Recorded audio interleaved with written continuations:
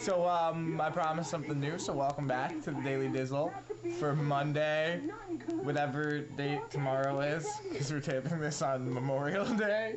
We're cheating. Oops. This is our guest, Dizzlemits. Yeah, we haven't had her on for a little while. She reviewed Popper's Penguins last time, and we got more stuff with her and from her today. And it's gonna be a good time, isn't it? Yeah. Do the hammer. So we're gonna jump right in with our weekend box office coverage. Of course, we gave you our best guesses as to what it was gonna be like for this Memorial Day weekend. And like every other place on the internet, apparently we overestimated the star power of Men in Black. However, it did end up doing consistent, another $55 million 3-day opening. That is the exact same opening in raw dollars as Men in Black 1 and 2 if you look at their first 3 days. However, you want to look at the adjustment for ticket inflation, for attendance, with the 3D surcharge. Men in Black 3 is nowhere near the level of attendance of the first two. However, just compared to the fact that Men in Black 2 made $55 million out of the gate but was reviewed terribly and does not have as much of a goodwill towards it as the first one, the fact that it even was able to match the exact number of the last one, despite the fact that the last one played against it, yeah, that's pretty good. Comparing it to other past Memorial Day openers, it is outside the top 10 for the biggest openings of all time. Hell, number 10 is Night at the Museum Battle of the Smithsonian, so Men in Black couldn't even top them, but it should at least end up crossing $200 million by the time the summer runs down. Not great considering its $230 million budget, but it's going to be one of those movies that's going to have to make money overseas, which it already is doing. Looking to the rest of the top 5, first, the Avengers might have had to relinquish its hold on number 1, but it's definitely still tearing up the box office. Saturday it crossed $500 million, which is only the 4th movie in America to do so after Avatar, Titanic, and The Dark Knight.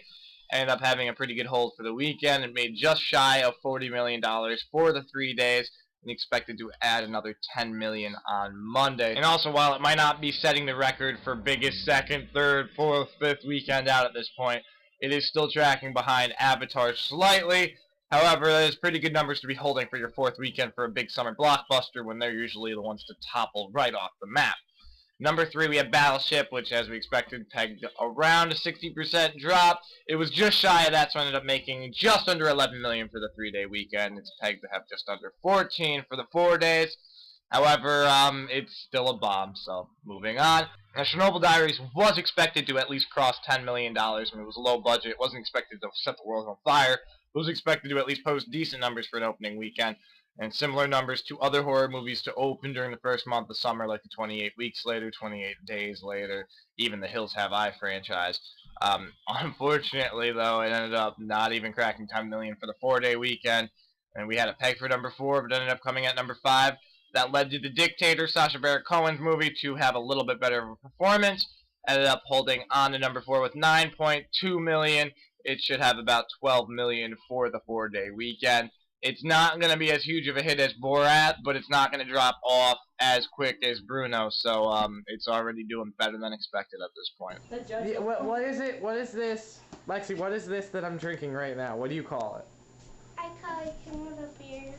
That's That's right, she goes, does Tommy like King of the Beers? That's what Tommy is, King of the Beers. Why do we call it the King of the Beers, Lexi? Because it is the King of the Beers. So that's it for today, but thanks for stopping by and checking us out. We hope you enjoyed your Memorial Day and hope you still got some time to relax before you have to get back to your work week. If you still do have a little time to kill, go ahead and click the link on the screen right now. It goes to our good friend Dave Q's show, The Q Starts Here. His last episode was about one of his sketch comedy groups, Teabag Review. Pretty much the ups and downs of it. Pretty much it's a good insight on anyone who ever tries to get a group of people together to actually accomplish something, and sometimes it's easier said than done.